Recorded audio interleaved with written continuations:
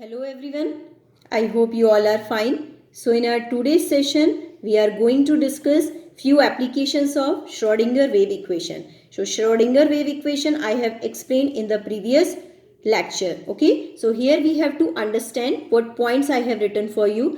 When Schrodinger equation is to be solved for the hydrogen atom, means when we use this equation for the hydrogen atom, the solution gives possible value of energy. Means Schrodinger equation gives the complete solution of the energy. These values of energy correspond to the energy level.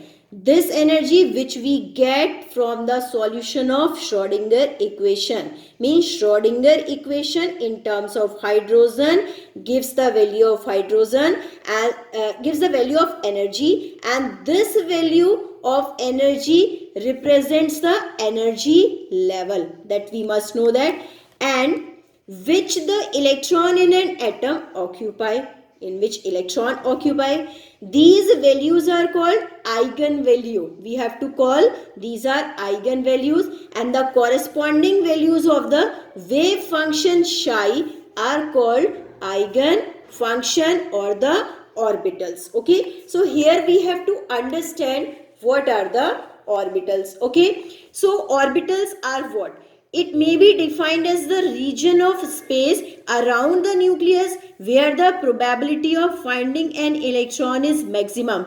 Nearly, it most probably about 90 to 95%, that we must know that. Okay, but it should be in 3D direction. Okay, and now it is rather difficult to represent an orbital by a simple picture, means we cannot indicate in a simple direction. So different methods are used to represent this picture.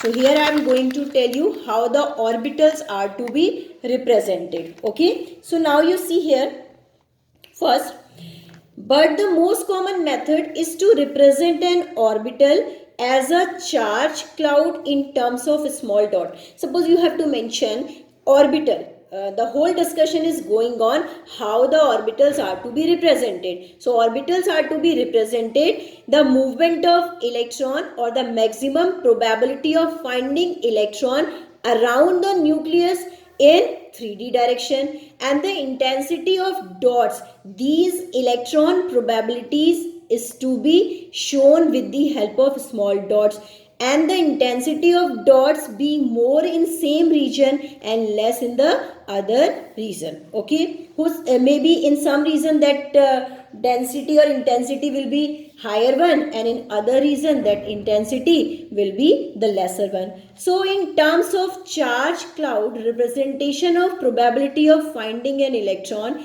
in a particular region of space is directly proportional to the density. The whole point comes on the density of dots in that region. I have showed there the simple picture. Suppose in a center nucleus is to be there. The simple picture you are showing in the 2D direction, the movement that is of orbit. And as we have to talk about orbital, what I have taught, this is a 3D movement. Okay, of electron around the nucleus, and how the probability of finding electron is to be shown. So we will show there with the help of small dots, and these dots shows the density or the intensity of probability of finding electron around the nucleus. Okay, so here charge cloud representation of an orbital is to be mentioned in this way. Okay, it's not a difficult thing, only we have to show with the simple dots. Okay, here you have to understand the very important note about the Schrodinger wave equation. Schrodinger wave equation solves the difficulty for hydrogen atom or the hydrogen like species, while this equation cannot be solved exactly for a multi-electron atom. Means this equation is not applicable for multi-electron atom. It is only applicable for hydrogen atom or hydrogen like species. I hope you all have got it. That's all for today.